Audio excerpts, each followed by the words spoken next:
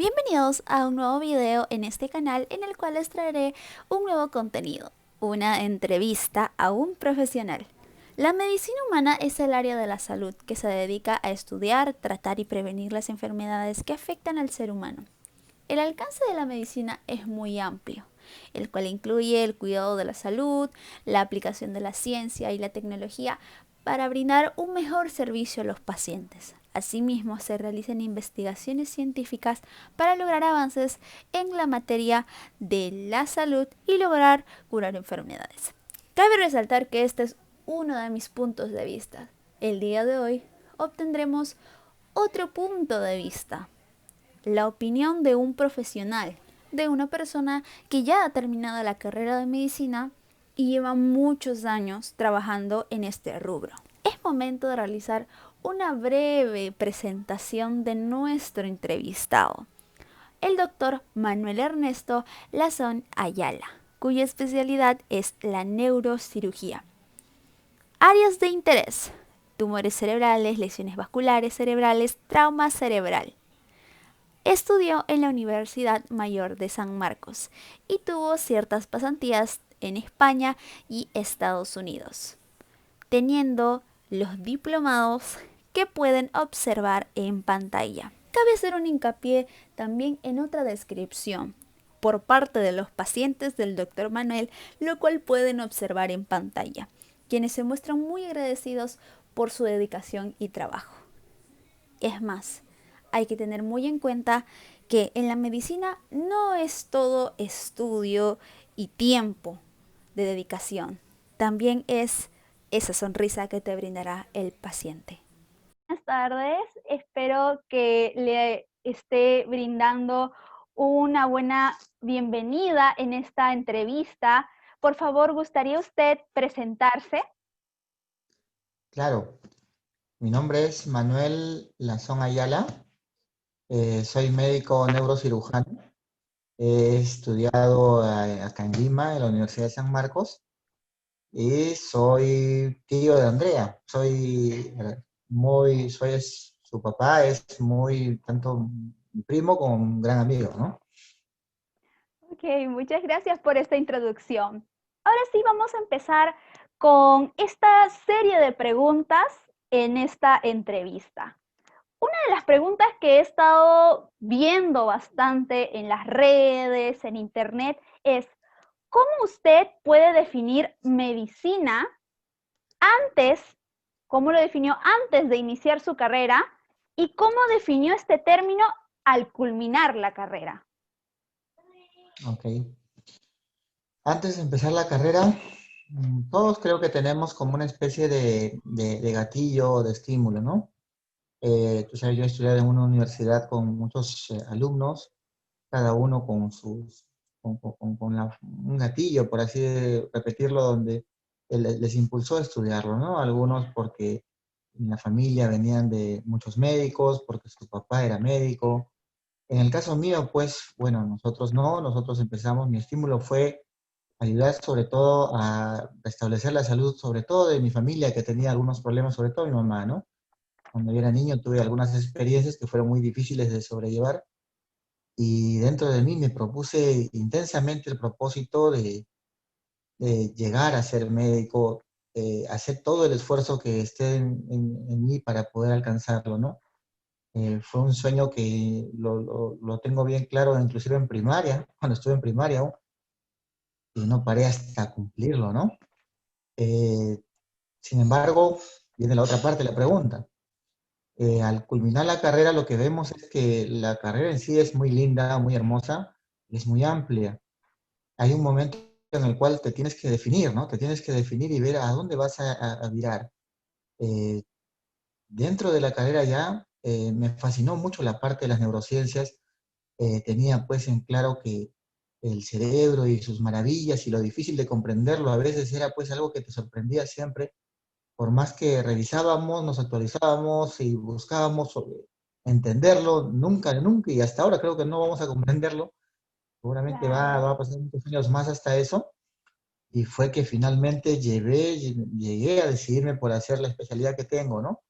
que realmente creo que no me he equivocado, yo lo disfruto mucho, es una hermosa especialidad, y ves pues la necesidad que tiene, sobre todo en el país en el que vivimos, el acceso a la medicina. Bueno, como le digo, soy muy amigo de tu papá, tenemos una experiencia muy común de la forma en la que hemos vivido y conocemos pues cómo es la realidad de las diferentes clases sociales en el país, ¿no? O sea, hay un buen grupo en el país que lamentablemente no accede fácilmente a un adecuado servicio de salud. Es muy diferente. Yo ahora que tengo un poquito más de experiencia en esto, veo cómo las clases con mayor poder económico pueden acceder de una manera más simple, eh, de una manera hasta comparativa, decidiendo mucho más eh, algo en específico, ¿no? Eh, Claro. Mi misma carrera es tan amplia y ellos pueden decidir a un especialista en una zona específica de la cabeza, por ejemplo, o de la columna. Sin embargo, hay una gran cantidad de población que esperan meses para poder ser atendidos por un especialista y yo pienso, pues, me pongo en su lugar, no hago empatía con ellos y digo, usted ha esperado 2 o 3 meses para que pueda llegar a estar sentado frente a mí y yo quisiera, pues, ofrecerle lo mejor que puedo, ¿no? Para poder ayudarlo de alguna manera, porque creo que una sonrisa o brindarle unas buenas vibras, ¿no? Atenderlo con cordialidad, ya es parte de su tratamiento, porque los pacientes se sueltan, bajan su tensión, expresan mejor sus molestias y confían más en ti, ¿no? Y al final, muchas veces es lo que necesitan para empezar este proceso de recuperación, no necesariamente algo muy complejo, ¿no? Necesitan a alguien que los comprende y les escuche y les dé con mucho cariño, pues, una respuesta a su problema también. Claro, una pregunta más que todo de un ámbito más coloquial, ya que para poder soltar un poquito más la entrevista, he encontrado en internet esta pregunta que es un tanto graciosa. ¿Usted de dónde cree que nace el amor? ¿En el corazón o en el cerebro? A ver, yo soy neurocirujano. El cerebro. El ¿Por cerebro, qué? porque yo pienso que, bueno, viene el ámbito de las emociones, ¿no? Hasta qué punto podemos comprenderlo, ¿no? Está escrito que el amor de una persona enamorada tiene una alta carga de un grupo de neurotransmisores, entre comillas, de la felicidad o del placer, ¿no? De tal manera que basta con escucharla, escuchar la voz de la persona de quien está sintiendo amor, ¿no? O de la persona que estás enamorada, o simplemente hablar con ellos o prepararte para hablar con ellos ya descarga una serie de neurotransmisores que condiciona todo tu cuerpo y provoca pues esas palpitaciones inclusive en el corazón, esos sonidos en el estómago y tantas otras cosas que bueno, yo ya estuve enamorado alguna vez de mi esposa. Yo sé cómo es. Claro, entonces, en definición y en conclusión sería desde el cerebro. Yo pienso eso. Ok, Hay gente que probablemente dirá, no, pues mi corazón palpita y todo, pero yo le digo, la palpita porque el cerebro te lo ha pedido así. exacto, el cerebro es el que manda en nuestro cuerpo. Ya, Así es. siguiendo, ¿tuviste alguna influencia en el momento de la elección de tu carrera? Algo comenté anteriormente sobre, bueno, en la familia en general, yo soy el mayor de mis hermanos en la cuna en la que he nacido y no había pues médicos realmente, ¿no? Sin embargo, una influencia importante que a la cual yo puedo rescatar y recordar con muchísimo aprecio es al profesor que tuve en primaria justamente, una persona muy influyente en mis estudios, así como también en el estímulo de seguir adelante. Él era justamente hermano, su hermano, perdón, era médico y era hasta ahora, ¿no? Es un gran ginecobstetra acá en el país. Tuve la oportunidad, pues él lo invitó a una reunión en el aula, cuando yo ya me había decidido, es cierto, ¿no? De ser médico, pero un poquito que me afianzó en esto y me gustó muchísimo la forma en la que el doctor Gutiérrez se apellida, eh, enfocaba las cosas, ¿no? Él también, ¿no? Con todas sus experiencias de vida y todas sus ganas de poder seguir adelante en la carrera y a la vez influenciar en nosotros que éramos niños en esa época. Creo que fue importante el haberme cruzado en la vida con el profesor Gutiérrez tan cariñosamente. Siguiendo con el tema, ¿Qué fue lo que le atrajo en primera instancia de esta carrera? Ujú. Me atrajo mucho la posibilidad de ver una sonrisa en una persona que sufría mucho, ¿no? Eso me atraía mucho, ¿no? Había un dicho que en la universidad, cuando recién entramos, y nos dieron de alma, utilizando unas palabras coloquiales también, ¿no? Concursos de básicas, ¿no? Me empezaron a enseñar hasta integrales, me empezaron a enseñar integrales en matemáticas, ¿no? O físico-química con unas fórmulas atroces, ¿no? Y yo decía, ¿para qué me va a servir esto, no? ¿Para qué a esto me voy a olvidar el otro mes? Nomás ya me olvidé de todo lo que me han dicho, ¿no? Tan cómodo estudiarlo. Pero enseguida pues venía el coordinador de la promoción mía y decía, esto es una forma de entrenamiento para que aprendas a estudiar primero, porque tienes que tener una metodología de estudio. No puedes ser desordenado en tu estudio, tienes que tener un orden, priorizar las cosas, descansar bien, concentrarte, enfocarte, etcétera. Y a su vez es un filtro, pues, porque de alguna manera necesitamos que los jóvenes que pasen este filtro puedan sostener ya una carrera mucho más en la que vas a enlazar teoría y práctica, porque así es la universidad, ¿no? En la parte de medicina, Claro. por lo menos. Entonces, te dan mucha teoría y tienes que ir a un hospital o a un lugar donde hay pacientes a entrelazar esta parte teórica y práctica. Y yo pienso que por ahí puede estar un poquito la emoción, ¿no? De poder superar eso y decir, sí, pues, ¿no? Vamos a ir adelante para buscar eso, ¿no? Para buscar esa expectativa de ya tener a mis pacientes delante mío y buscarle una solución. Claro, buscar, en este caso, como usted dice, sacarles una sonrisa ante cualquier problema. Y llevando el tema a las asignaturas, ¿cuál cree usted que es la más esencial y en la que tuvo quizá ciertos problemas durante la carrera? A ver, la carrera, a ver, no sé, creo que es hasta ahora sí. Por año tenemos que cargar una serie de cursos o llevar una serie de cursos y cada curso tiene un número de créditos. Los créditos van sumando y al año sabemos que tenemos que haber llevado alrededor de 46 a 48 créditos. Los cursos que llevaba en el primer año en promedio tenían pues los 6 primeros meses entre 6 y 10 créditos, ¿no? Matemática, comunicación, ciencias, química, física. Yo decía, Dios mío, ¿qué es esto? ¿Dónde he entrado, no? Pensé que había entrado a la uni, ¿no? Estaba medio difícil. Pero en el segundo semestre me vino un famoso curso que se llamaba anatomía, ¿no? Y anatomía, que debería de tener, o sea, el segundo semestre entre alrededor de 25 créditos, ese curso tenía 20, ¿no? Imagínate, casi todo, Wow. o sea, todo el semestre dependía de ese curso. Y fue como decir el primer curso de carrera que llevé, que fue un curso clave, un curso importante para cambiar tu forma de pensar también, pues era muy importante y tenías que aplicar todo eso que en el primer semestre habías debido de practicar, ¿no? Pues tenías que estudiar bien, aprender una metodología de estudio para que en el segundo semestre utilizaras todo eso. Pues en este curso, cada clase de 30 minutos y cada práctica de hora y media aproximadamente que duraba todos los días, para el día siguiente tenías que leerte 50 páginas, ¿no? Entonces tú decías, Wow. 50 páginas, porque el profesor no tenía piedad, nosotros le decíamos así, ¿no? Ellos no tienen piedad, ¿no? Venía, se paraba delante nuestro, daba su clase, revisaba, hasta escribía el huesito hasta la última arruga, o el musculito hasta la última inserción, y decía para mañana práctica, ¿no? Y Oh, revisabas en tu libro Dios. y eran 50 páginas más o menos. Entonces, wow, Dios mío, ahí sí que te costó. De repente fue el curso que yo lo tengo grabado hasta ahora, ¿no?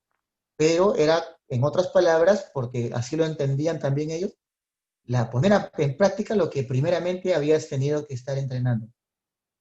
Y de ahí en adelante me parece que después de ese curso ya las cosas fueron mucho menos complejas. Anatomía, entonces. Y yo pensando que ese sería el curso más entretenido de leer, hacer tus Dios rúbricas, mío. ¡Wow! Me ha cambiado mi manera de pensar. Sigamos con este tema. Hablando de la carrera, ¿usted cómo fue que se sintió la primera vez que atendió a su primer paciente? A ver, el primer contacto que tenemos con pacientes nosotros, así, eh, bajo cierta responsabilidad, podemos decir, es en el internado. Okay. El que conocemos como internado, que es el séptimo año de la carrera tiene 7 años, los primeros 6 años, de alguna manera estás con un tutor de la mano, ¿no? Pero de pronto entras al internado y tienes ya cierta libertad. Y yo hice el internado en un hospital gigante, pues. Yo hice el internado en el Hospital Rebagliati, que es tal vez el más grande que hay acá en el país. Sí. Y para entrar ahí, pues fue una lucha, ¿no? Porque teníamos que concursar con todas las universidades del país, porque todos nos querían entrar al hospital y teníamos que sacar una buena nota. Bueno, con la emoción de empezar allí, entro y me tocó pues participar ya atendiendo directamente pacientes. Esta primera emoción fue increíble, pues era un hospital con pacientes no simples, era un hospital con pacientes complejos, pero es un hospital docente y nosotros teníamos en mente lo que nos dijo al empezar el internado en este mismo hospital el coordinador de todo el grupo de internado, ¿no? A este hospital es el límite de la atención de pacientes en el país. Si acá no los podemos ayudar, ya no hay dónde. Tendrían que irse a otro país, tendrían que viajar, tendríamos que buscarle una alternativa ya que no la va a encontrar fácilmente nadie. Entonces tenemos que ponerle mucho empeño en ayudarles. Allí fue una emoción increíble, ¿no? Pacientes, yo recuerdo que empecé con problemas abdominales, me tocó hacer una guardia, llegaban pacientes de la calle con, no sé, pues, ¿no? Dolores, vómitos, etcétera. Tenías que examinarlos, decidir si era necesario operarlos o no era necesario operarlos. Y si es que era necesario operarlos, ¿cómo, en qué momento, de qué forma, qué materiales y quién es a quien yo debía de apoyarme más para que pueda apoyarle, o sea, participar en su cirugía y finalmente llevarlos hasta su casa, al paciente en buen estado. Fue una emoción tremenda, ¿eh? No, no lo puedo olvidar. Problemas de abdomen, problemas de hemorragias, etcétera, y fue lindo. Como entenderás, la primera parte durísima, porque hasta el final de las épocas en las que estaba en el internado, siempre me recordaba que en esas épocas yo tomaba un bus de transporte público y acababa tan, pero tan cansado que me paraba pasando del paradero dormido, pues me pasaba, y entonces tenía Wow. que tener siempre un pasaje extra en mi bolsillo para que regrese de lo que me había pasado. Me habré pasado unas 5 veces. Oh, Dios. Y llevando este tema, ¿usted cuántas horas durmió los primeros días de trabajo como ya un profesional Ya como profesor, en esa etapa del en internado, esa no te etapa? miento que dormía alrededor de 5 horas a lo mucho, y había noches que no dormía tampoco porque tenías pendientes tareas, tenías que estar haciendo guardia, por ejemplo, y nosotros los internos en ese momento estábamos bajo la tutela directamente del residente de tercer año, que era el jefe de residentes. Y me tocó una jefa de residentes, que era la mujer más despiadada que conozco hasta ahora. Una doctora que al final le agarramos mucho cariño, pero cada vez que la veo le digo, usted fue implacable y fue muy, muy dura, ¿no? Porque era muy exigente con ella misma y con todos, ¿no? Y queríamos que todos vayamos a ese ritmo y nos tenía pues de amanecida noche tras noche, ¿no? Pero al final te acostumbras, de verdad, ¿no? Te acostumbras, ¿no? Te olvidas de que tienes que haber dormido. ¿Qué tan importante es la comunicación y el trabajo grupal en medicina? Es vital, es vital. Es extremadamente importante, diría yo. Acá creo que la medicina en especial es tan, pero tan amplia que para llegar a tener todos los factores que puedan llevarte a decidir sobre un paciente, creo que vas a tardar toda tu vida en aprenderlos. Y asimismo, en la parte quirúrgica, que es la que yo hago, por ejemplo, ahora, aprender a operar, aprender a hacer un procedimiento con tus manos, probablemente te va a tomar entre 5 y 10 años, pero aprender a decir no debo de hacer eso es lo que te puede tomar toda la vida. Entonces necesitamos siempre discutir, conversar, ser enfáticos, ser empáticos, tratar de tolerar una crítica, tratar de expresar una idea sin afectar al resto, tolerar una crítica después de que ha pasado algo ya también, por supuesto. O sea, de alguna u otra manera es muy importante. Y es tanto así que cuando alguna vez yo estaba en una etapa en la que necesitaba, al haber terminado ya mi especialidad y en la búsqueda de actividad laboral de trabajo, solicité cartas de recomendaciones de médicos que habían sido mis jefaturas y me interesó mucho, me llamó la atención mucho la carta que decía, y justo lo que comentas tú, Andrea, decía, este es un profesional con el cual se puede trabajar muy bien en equipo. Esa frase la resaltaba mucho. Wow. Entonces es muy Muy importante, importante. Muy importante. es vital. ¿Y qué recomendación usted me daría para antes de escoger mi especialidad en la carrera de medicina? Porque sé que es muy amplio. Sí, ahí, bueno, en el Perú, más de 46 especialidades. En Wow. el mundo ya hay casi 60 y tantas, hasta donde sé. Y hay de las más diversas, ¿no? Eh, Primero que tenemos que ver que hasta qué punto, y te lo digo sinceramente, no eres capaz de tolerar presión, incomodidades dentro de la parte quirúrgica, porque muchos dicen que es la más incómoda, o de alguna manera la relación que puedas tener tú o la forma en la que te quieras relacionar con un grupo de pacientes en especial, ¿no? Por ejemplo, los niños. Los niños son muy particulares, ¿no? Tienes que tolerarlos, te van a estar hablando, no van a dejar examinarse, no van a dejar hablar así nomás, no van a expresar bien lo que sienten, vas a tener que creer a los papás y cuando atiendes niños sabes que tu paciente es el niño, más el papá, más el abuelito, porque todos te van a preguntar y todos te van a decir mucha información y tienes que saber limpiar pues lo que es importante de lo que no.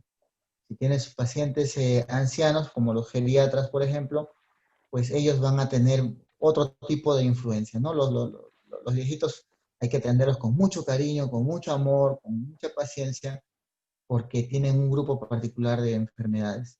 Por otro lado, ¿te gusta la parte con menos estrés, decimos nosotros, o no te acomodas mucho al estrés? Mucho vamos a la parte, pues, dermatológica, la parte no sé, pues plástica, la parte oftalmológica, donde puedes sobrellevar un estrés, carrera sin estrés, no existe la vida sin estrés tampoco, la verdad.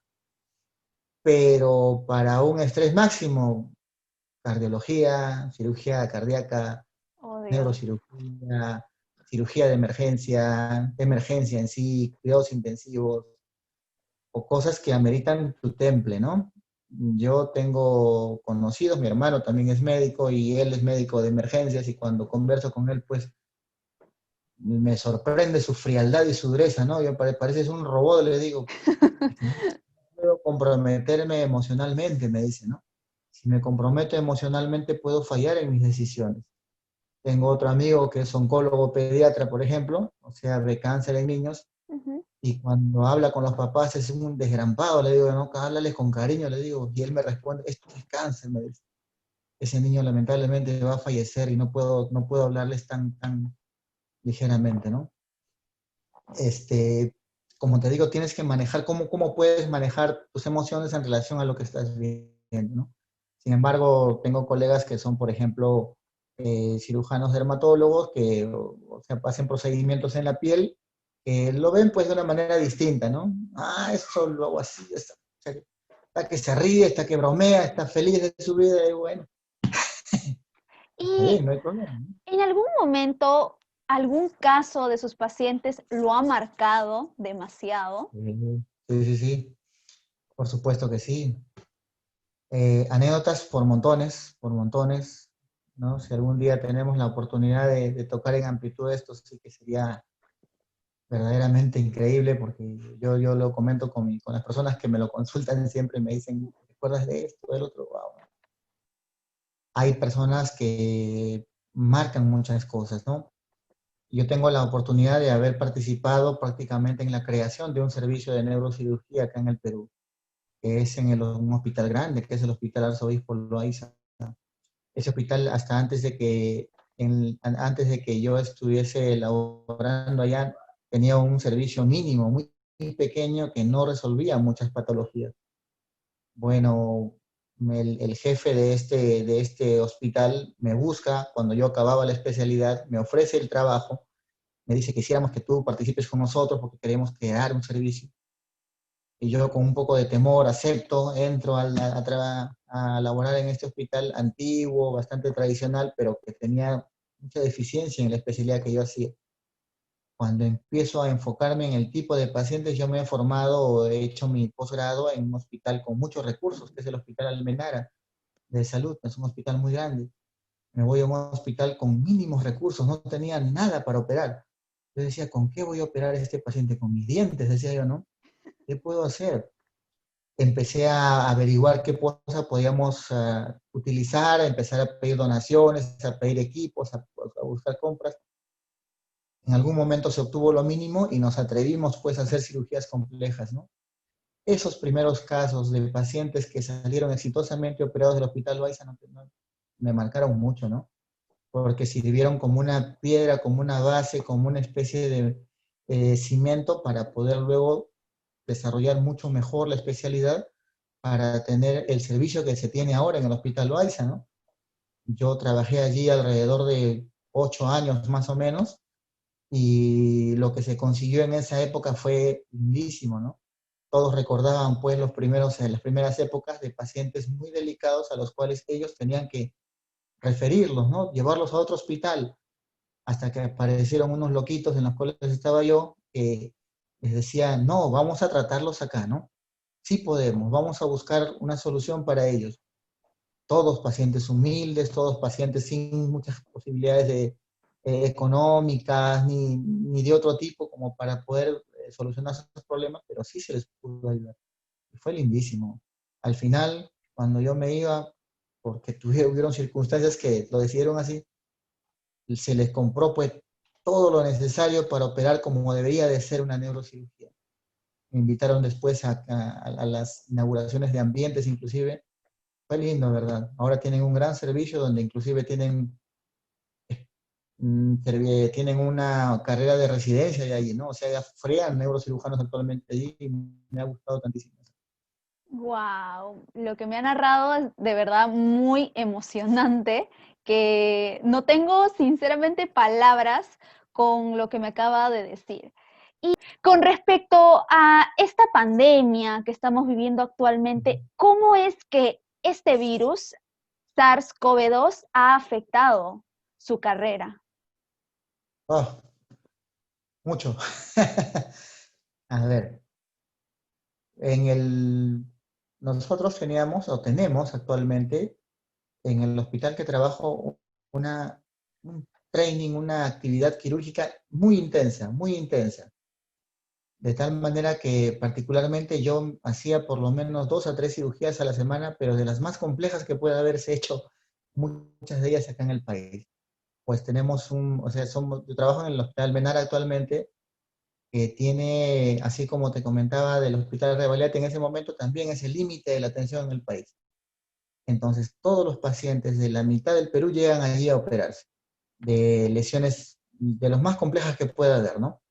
Entonces tenemos que prepararnos para poder afrontar este reto, ¿no? De ayudar a estos pacientes. Tenemos una lista de espera bastante larga, bastante grande, y las jefaturas entienden de que el servicio tiene que continuar, tiene que seguir.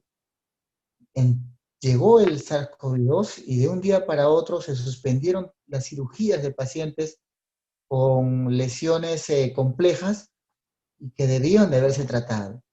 La decisión de la jefatura fue: solo se va a tratar pacientes que estén realmente mal o que entren ya por urgencias, por emergencias. Entonces, somos muy conscientes de que hay una buena cantidad de pacientes que están esperando en su casa seguramente ahora a que se les pueda tratar como debía de ser, pues así debe ser tratados todos, creo. Como debiera de ser, es en un lugar adecuado, con las personas capacitadas, con todo el equipamiento necesario. El hospital sí lo cuenta. lo que nos ha limitado severamente ha sido la unidad de cuidados intensivos, puesto que todos estos pacientes que tratamos tienen que ir a una unidad de cuidados intensivos a que sean luego cuidados, a que se les pueda compensar, pues existen pues fenómenos en el cerebro como es la hipertensión endocranial, el edema cerebral que sucede en cirugías como las que hacemos. Entonces, la unidad de cuidados intensivos se llenó de pacientes con SARS-CoV-2 y nuestros colegas intensivistas que nos apoyaban, muchos de ellos fueron desplazados a otros lugares o a otros ambientes para que atiendan a pacientes con esta pandemia. Al final teníamos una unidad de cuidados intensivos reducida a la mínima expresión, con una capacidad mínima, de tal manera que solo nos permitió tratar durante estas épocas. Felizmente desde la semana pasada y esta semana se ha empezado a abrir un poquito más, o sea, estamos un poquito permitiéndonos hacer más. Sin embargo, tenemos que tener mucho cuidado en no saturar el sistema porque no podemos operar a un paciente sin completar el círculo de cirugía, más UCI, más cuidados adecuados postquirúrgicos. Porque si es que solo los operamos y no los cuidamos bien después, puede haber problemas o no podemos ayudarlos como se debe, pueden nuevamente ponerse peor y así no los vamos a poder atender. Tenemos que completar el círculo y ahí es donde se ha limitado. Por otro lado, hemos tenido pacientes que en las emergencias, como nos está pasando, eso sí, continuamente hasta ahora, llegan a emergencia producto de un accidente, producto de un trauma, producto de una cualquier enfermedad, hidrocefalia, por ejemplo, por muchas razones, pero cuando se les hace el testeo, que actualmente es ley, son positivos a COVID, ¿no? Entonces, ¿cómo hacemos con ellos? Nosotros sabemos que tenemos que tratarlos. El hospital ha dispuesto a separar quirófanos, un lugar para pacientes no COVID y otro lugar para pacientes COVID. En el lugar de pacientes COVID tenemos que vestirnos pues con nuestra escafandra, como astronautas, ponernos todos los protectores encima, 3 guantes, que así se operan a ellos, y entrar a operarlos, pero la incomodidad es máxima, ¿no? Desde el punto de vista de la fineza con la que uno pueda trabajar, es muy difícil a veces. Por otro lado, hay mucho temor de todo el personal, ¿no? Incluyendo anestesiólogos, enfermeras, personales de recuperación y luego cuidados intensivos también que le tienen mucho temor a estos pacientes, ¿no? Prefieren tener un contacto mínimo, no estar constantemente cerca a los tubos de ventilación, entonces obliga a estar muy cubiertos y ser muy cuidadosos permanentemente. Eso es lo que nos está pasando y le pasa creo que a todas las especialidades, ¿no? Lamentablemente si no los atendemos pues no van a tener una buena evolución, pueden hasta fallecer de una patología que no tenga que ver con el COVID, ¿no? Tenemos que afrontarlos, pues tenemos que darles solución. ¿Y usted cómo ve su carrera ya de aquí a 10 años, 20 años? ¿Cómo la ve en el futuro? A ver, yo escogí neurocirugía porque me apasiona, empezamos comentando esto, y en especial yo estoy en el área de cirugía del cerebro. Hay otro grupo de neurocirujanos que está tratando principalmente cirugía de la columna, por ejemplo. Yo trato mucho cirugía del cerebro y tengo un alto enfoque en los niños. Yo tengo muchos niños con tumores cerebrales, con lesiones cerebrales de diferentes tipos. El objetivo mío es llegar a adquirir el mayor nivel posible en este tipo de tratamientos dentro de lo que es profesionalmente y tener pues cierto, o sea, hay dos formas de llegar a esto, ¿no? Una es pues por renombre, porque tu familia, en el Perú es muy conocida la familia Roca, por ejemplo, que son neurocirujanos desde el abuelito hasta el nieto, ¿no? Una serie, ¿no? Y que sabes que vas a tener ese camino ya casi listo. El otro es darte a conocer pues en base a tu trabajo, en base a tu esfuerzo, en base a que le des constantemente y ahora nuestro objetivo principal es que procedimiento que hagamos, procedimiento que el paciente quede muy bien, ¿no? Muy bien. Y en base a eso, porque los que mejor reconocen el trabajo de los cirujanos son los mismos pacientes. No necesitamos prensa, no necesitamos a alguien que te esté preguntando constantemente, oye, ¿tú trabajas bien o mal? ¿No? Los mismos pacientes, mientras más pacientes estén bien y que sean satisfechos con la atención, dice la parte de los estadistas en publicidad de que va a comentar este resultado por lo menos a 12 a 15 pacientes. Y por cada paciente que tú trates mal, la voz se va a correr a casi 20 pacientes. Entonces, mejor trata muy bien a tus pacientes, haz lo mejor que puedas, sé muy directo y muy franco en, en las expectativas que pueda haber para que puedas tener siempre resultados que buscas, ¿no? Existen una serie de patologías que hacen de que por más esfuerzo que pongas, no necesariamente depende de la cirugía lo que pase después, pero la información que se brinde y el trabajo que hagas tiene que ser pues con la mayor energía posible, ¿no? El prestigio se logra así, ¿no? Por eso lo que buscamos en el tiempo es ser de los más prestigiosos en el ámbito que me está correspondiendo. Ahora pues ya estoy entre la mitad entre base 4 y 5, entonces tengo también una carrera privada y la cual tengo que cuidar, pues, ¿no? Y la forma de cuidarla justamente es eso, ¿no? Que los pacientes vayan bien siempre, ¿no? De la mejor manera y satisfechos de lo que se le ofrezca como cirugía, como médico especialista. Mi carrera causa temor, pues, ¿no? Decir, voy a ir a un neurocirujano para ver si es que me opera de la cabeza. Muchos de mis amigos dicen, yo quiero ser tu amigo, pero nunca quiero ser tu paciente, ¿no? Porque, porque es cierto, pues, ¿no? Hay muchas patologías que implican, pero en general creo que tenemos la ventaja de poder tener muchos pacientes curados, ¿no? No mejorados, curados, ¿no? Y eso es excelente, nos da mucha satisfacción, de verdad que sí. ¿Usted podría narrarme uno de los tratamientos o una de las operaciones más complejas que ha tenido? A ver, experiencias te cuento. Nosotros estamos adoptando, bueno, hemos tenido la oportunidad, gracias a Dios, de que a través del hospital y a través del sistema nos ofrecen capacitaciones constantemente. Entonces, las capacitaciones que recibimos nosotros ya no pueden ser pues en el país. Nosotros tenemos la oportunidad de irnos pues a muchos sitios para capacitarnos e implementar los protocolos acá, al Perú. Porque la idea es pues alcanzar objetivos mayores, ¿no? De acuerdo a los pasos en el mundo, ¿no? En el mundo se operan las hemorragias subaracnoideas, que es hemorragias cerebrales causadas por aneurismas principalmente, en las primeras 72 horas, dice la teoría. Nosotros en el Hospital Almenara hemos adoptado esta política, ya más o menos serán unos 6 a 7 años. Y nosotros nos hemos capacitado en esto. Alguna vez estuve yo en una guardia del hospital y llegó una paciente con hemorragia subaracnoidea y nosotros en el hospital tenemos la posibilidad de hacer estudios de vasos sanguíneos para saber dónde está exactamente la causa de esa hemorragia. Se le hizo este estudio y se encontró que era un aneurisma en una zona bien profunda del cerebro, ¿no? Muy pegada a la base del cerebro. Y era una paciente ya que tenía alrededor de 60 años, con su familia, y la familia nos narra de que ya tenía una hermana y una hija que habían fallecido por este problema hace algunos años. Eran las 12 de la noche y nos dice, por favor, necesitamos que nos ayude. Decidimos operar pues a la señora a esa hora, ¿no? A la medianoche. Provocamos un estrés tremendo en todo el ambiente porque no solo yo soy el que trabajo, sino tiene que ser pues anestesiólogos, enfermeras, ayudantes, muchísimas personas. Cuando decidimos operar comprometemos por lo menos a 6 a 8 personas.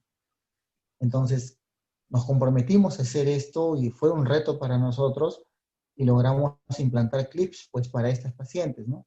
Y fue una persona que después de haber acabado, nosotros terminamos la cirugía como a las 7 de la mañana ya aproximadamente, fue toda la noche de trabajo, pero la señora de inicio parecía que había quedado como somnolienta, no despertaba muy bien. Sabemos que la sangre que sale a gran presión producto de esto, de la hemorragia, puede dejar este tipo de molestias. Hicimos los controles tomográficos y no había ningún problema. Estaba bien. Sin embargo, la evolución clínica no se asociaba con lo que veíamos en el examen. Pero la experiencia que tenemos tratando tantos pacientes ya nos dice pues, que tenemos que tener un poco de paciencia. La familia rezaba, lloraba en la puerta de la unidad de cuidados intensivos y cada vez que me veía, pues se me acercaba y me decía, por favor, ayúdeme, mi mamá, etc., ¿no? Y yo le decía, yo le repetía, pues, ¿no? Tranquilo, ya va a mejorar, y gracias a Dios pasó como alrededor de 5 días, despertó la señora y ahora mismo está muy bien, gracias a Dios, ¿no? Y eso pasó justo, habrá sido pues algunos meses antes de la pandemia, ¿no? Unos 2 o 3 meses antes. La señora cada semana me manda sus buenos deseos pues por mi teléfono, ¿no? Cuídese mucho, protéjase, etcétera, etcétera, ¿no? Son cosas que marcan, porque fue muy complicado ese tratamiento a esas horas con una lesión que según mis colegas pues no todos hubiesen atrevido a hacerla, pero bueno, lo hicimos, ¿no? Y fue con el compromiso no solo mío, ¿no? Fueron muchas personas las que trabajamos, como te comentaba. No, eh, como te digo, tenemos que dar la talla, decimos nosotros siempre, ¿no? Estamos con una sana competencia, pues, entre el Almenara y el Revalidate acá en el país, pues, ¿no? Queremos hacer lo mejor que se puede, y cada uno, pues, que hace cosas como estas, pues, le cuenta al otro, ¿no? Mira que hemos hecho esto. Ellos también quieren avanzar y avanzar, porque es el objetivo, ¿no? Tener un mejor sistema de salud en el país, ¿no?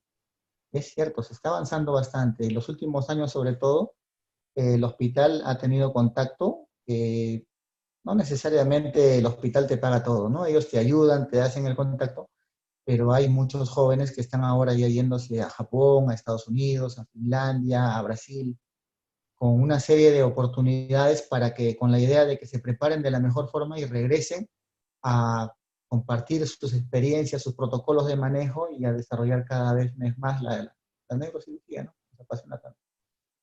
Y ese es un estímulo también para muchos, muchos jóvenes, ¿no? Nosotros, nuestra residencia, nuestro posgrado es un poco largo, dura 5 años, a Wow. diferencia de otros, es como otra carrera, ¿no? Son 7 años de la universidad más 5 años de posgrado, ¿no? Es como Tu todo el vida colegio. entera. Pero la satisfacción después es buena. Y gracias a Dios, la demanda de neurocirujanos en el país es muy alta, así como de otras especialidades también. Entonces, la probabilidad de que un colega en mi especialidad salga y no tenga trabajo es casi nula, ¿no? Lo que nos interesa es que sea una persona bien capacitada y bien formada, para que pueda, pues, desenvolverse con bastante altura, con buen nivel en cualquier lugar donde esté, ¿no? Hay muchas ciudades en el país donde todavía no hay, pues, todas las especialidades, y se sabe de que tienen que estar con un nivel no solamente profesional, científico, sino también con un buen nivel ético, ¿no? Necesitamos que sean personas sinceras, correctas, ¿no? Que hagan empatía con la gente, no voy a hacer que los saquen como nuestros padres nos contaban, que votaban a las autoridades y a la gente indecente en un burro, ¿no? De los pueblos por malas personas, ¿no? Eso no queremos, ¿no? Tienen que ser bien las cosas. Wow, lo que me cuenta realmente es muy interesante, más que todo con la experiencia que ha tenido, que ha sido para usted con esta señora, y me alegro mucho que la haya podido ayudar. Pero volviendo a la actualidad, yo sé que esta pandemia nos ha afectado a todos, completamente en todos los rubros, no solamente quizá en el trabajo, económicamente, todo el país está sufriendo bastante. Sí, sí, ¿Qué sí. recomendaciones usted daría a las personas, al pueblo peruano, con respecto a esta pandemia que estamos viviendo? Eh, eh, a mí me llamó la atención mucho una entrevista hace unas 2 semanas que hicieron a un presidente de un país acá en América, en Uruguay específicamente, donde la pandemia, por supuesto que ha llegado, pero no ha llegado solamente a provocar la muerte de menos de 50 personas. Bueno, lamentablemente fueron personas que fallecieron, pero fueron solo 50, 45, si no me equivoco, es el número exacto. Y es un país de aproximadamente 3,5 millones de habitantes, y el periodista le preguntaba, ¿cómo han conseguido tener tanto éxito en esto? ¿Cómo ustedes han sido tan poco afectados a diferencia del resto de países de América? Entre ellos el Perú sobresaliendo pues en la parte negativa, ¿no? Ellos dicen, y fue muy humilde ese presidente cuando respondió, yo no he hecho nada, dijo. El pueblo lo ha hecho, ¿no? ¿Y cómo lo ha hecho en todo caso? El grado del nivel cultural, la educación vital, básica, que nos falta lamentablemente mucho para comprender, por más que estamos ya desde marzo hasta ahora, son casi 6 meses, en los cuales se repite una y otra vez distanciamiento social, lavado de manos, mascarilla, pero parece que Aparentemente no es tan difícil para hacerlo, pero no se hace pues a pesar de eso, ¿no? Todos los días uno puede ver en noticieros o si es que uno pasa por el centro de Lima, ves aglomeraciones, personas que no usan mascarilla, personas que están en contacto extremo, personas mayores andando por la calle como paseando. No, no, no, no. O sea, uno dice, bueno, lamentablemente, no sé, ¿qué más se puede hacer, no? Si uno le explica, le repite y le dice, y vuelta le dice, y aparentemente no es tan fácil de entender, ¿no? Yo creo que para todo pueblo la educación es vital, la educación es vital. Y en este caso la educación, una mala educación o no entender lo que se te dice, pues te está llevando hasta la muerte, ¿no? Lamentablemente. Porque así como ellos ponen ese ejemplo, ¿no? En ellos bastó, dice ese presidente, colocar avisos publicitarios masivos en la radio, en la televisión, en los paneles en la calle, y repetir una y otra vez distanciamiento social, mascarilla, lavado de manos, no te acerques. Y él dice que bastó eso, ¿no? Ni siquiera fue obligatoria la cuarentena, dice. O sea, no obligó a la gente a meterse a su casa, no obligó a la gente a usar mascarillas, simplemente decía, si usan mascarillas va a ser mejor. Y bastó, ¿no? Ni siquiera es un país súper rico, ¿no? Es un país cercano a nosotros, creo que tenemos muchas cosas cercanas a ellos también, pero a nosotros nos cuesta mucho, ¿no? Nos cuesta mucho. Afecta, la recomendación sería pues entenderlo, ¿no? Saber que de esto depende mucho la vida y el futuro hasta de tu familia, lamentablemente. Yo soy testigo de personas muy cercanas, pues, que lamentablemente están mal de salud. Soy testigo de colegas enfermos hasta fallecidos, soy testigo de personas a las cuales me ha tocado, pues, asistir y lamentablemente no les ha ido bien. Afectados por esta pandemia, ¿no? Personas aparentemente sanas, jóvenes, que se creían muy bien, que subestimaron, pues, que puedan ser afectados por este virus y no les ha ido bien por eso. Tenemos que ser, no sé, pues, ¿no? Un poquito pensar, respirar un poco y hacer algo tan simple como distanciamiento, mascarilla y lavarse las manos, ¿no? Qué difícil es a veces. ¿Y qué opina, ya para concluir nuestra entrevista que se ha extendido, de este nuevo spot o campaña dada por el Estado, el COVID no mata solo? Así es, que ha provocado muchas críticas también. Yo creo que han querido dar un remesón en la sociedad. Lo han entendido así, yo supongo. Sí conversé con un amigo publicista justamente de esto y le pregunté, ¿no? Cómo ellos deciden qué campaña o cómo el Estado decide este tipo de campañas, porque él sé que ha hecho alguna vez campaña para el Estado. Y el encargo, aparentemente, él me dice, fue llegar a remover o provocar polémica, justamente, que es lo que quiere hacer, ¿no? Lo que quiere es que la gente hable y se asuste un poco, ¿no? Sin embargo, ahí la crítica siempre va a estar pues al orden del día y uno lo puede interpretar como que, no, pues no, como un niño va a ser de alguna manera culpable de que una persona mayor se afecte directamente.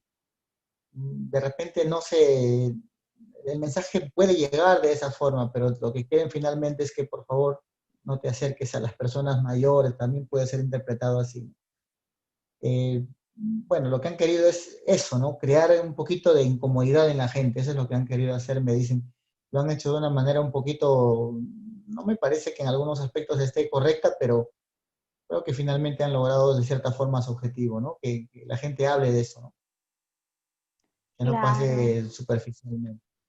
Bueno, en mi caso yo también he tenido familiares, he tenido incluso amigos que han pasado por esta enfermedad.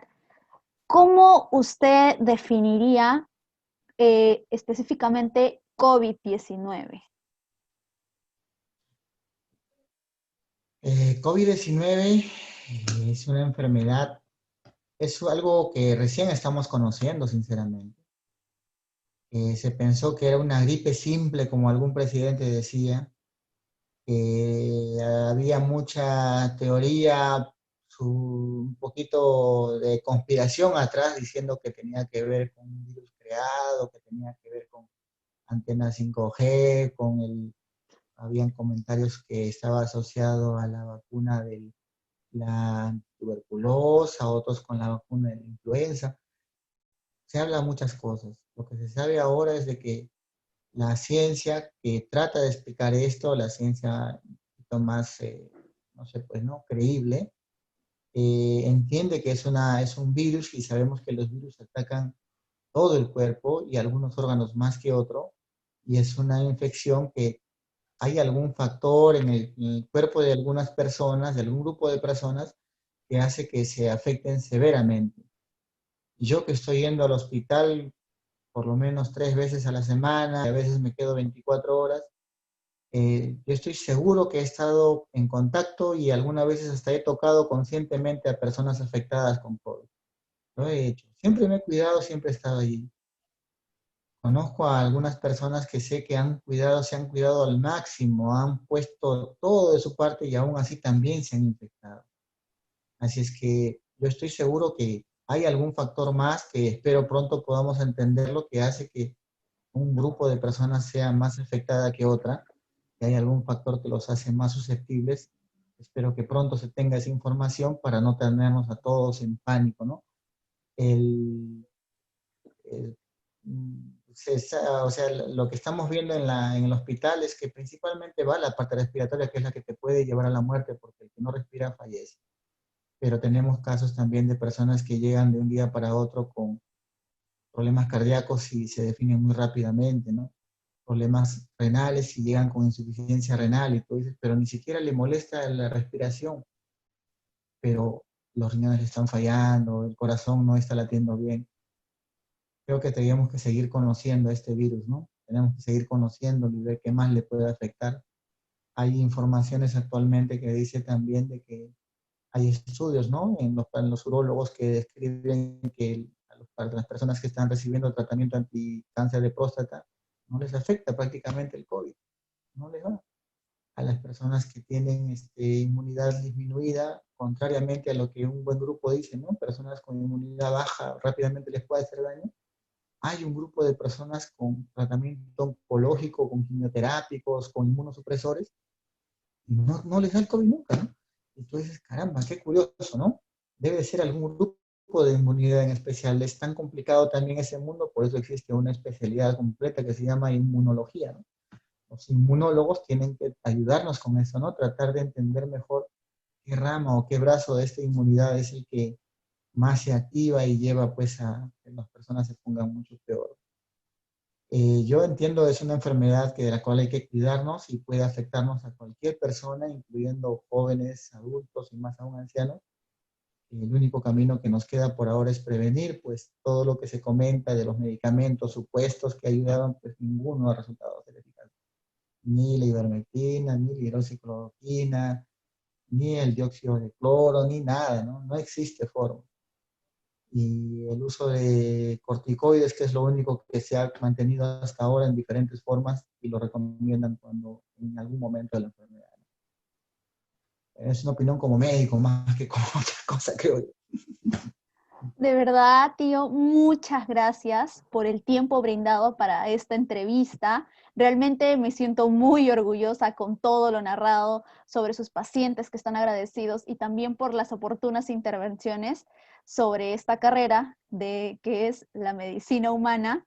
Y de verdad, tío, un abrazo a la distancia y espero quizá algún día volver a vernos para poder seguir platicando de este tema. En serio, estoy muy agradecida por ello, tío. Gracias.